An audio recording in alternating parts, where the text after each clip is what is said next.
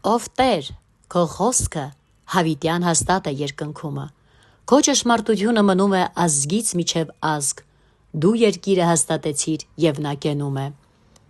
Քո հրամանների պես կենում են այսօր, որովհետև ամենքը քո ծառաներն են։ Եթե քո օրենքն իմ ուրախությունը չլիներ,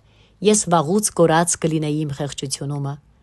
Հավիտյան չեմ մոռանա քո պատվիրանքները, որովհետև նորանցով ապրեցրիր ինձ։ Քոնն եմ ես, փրկիր ինձ, որովհետև քո պատվիրանքները խնդրում եմ։ Ամբարիշտներն սպասում են ինձ, որ կորցնեն ինձ, և ես քո վկայությունները միտքս եմ բերում։ Ամեն կատարյալ բանի վերջը տեսա, քո պատվիրանքը շատ լայնարձակ է։ Որքան եմ սիրում քո օրենքը, ամեն օր նա է իմ մտածմունքը։ Քո պատվիրանքներն ինձ իմաստուն են անում իմ թշնամիներիցը, որովհետև նորանք հավիտյան իմն են։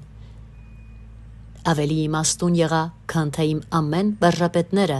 որովհետև քո վկայություններն են իմ մտածմունքը։ Ավելի խելացի եղա, քան թե ծերերը, որովհետև քո պատվիրանքները պահում եմ։